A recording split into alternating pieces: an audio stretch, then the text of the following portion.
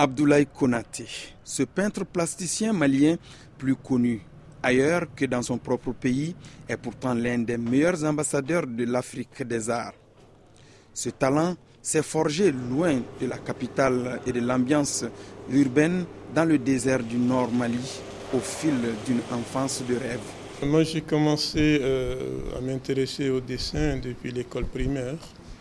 Ça, c'était à Direy, dans ma ville natale. Et là, on avait comme voisin un peintre autodidacte. Là, j'ai pris goût, je travaillais régulièrement avec lui après les jours de classe.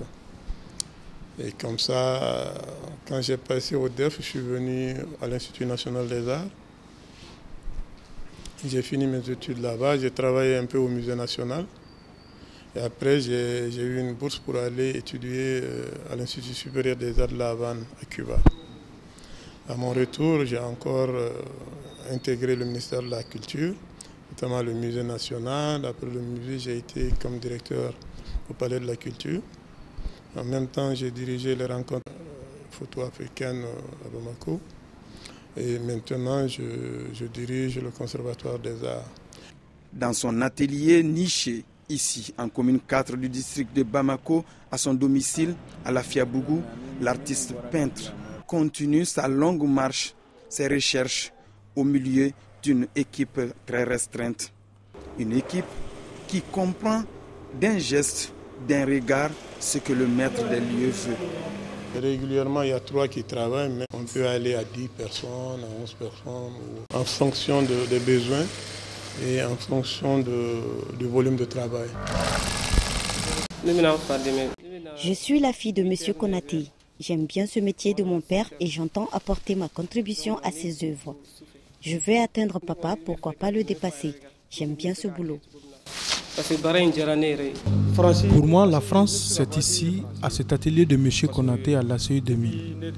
Je me sens bien dans ce métier et j'arrive à subvenir à mes besoins et à ceux de ma famille. Abdoulaye Konaté, c'est un curriculum qui force l'admiration et l'estime.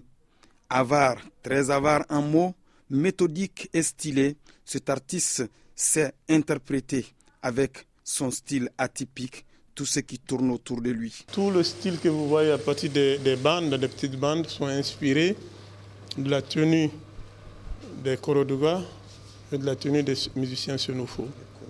Les Korodougwa, ce sont comme des sortes de bouffons et qui maîtrisent tous les problèmes de la société, qui régularisent souvent les conflits, et ainsi de suite.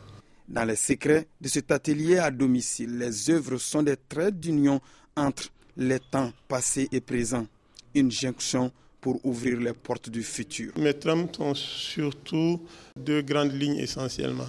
Il y a une partie qui est très esthétique et l'autre partie qui est très sociale, donc qui concerne tous les problèmes sociaux, notamment les guerres, les maladies, les conflits, les problèmes religieux et les problèmes politiques. Je travaille essentiellement sur ces 2 grandes lignes.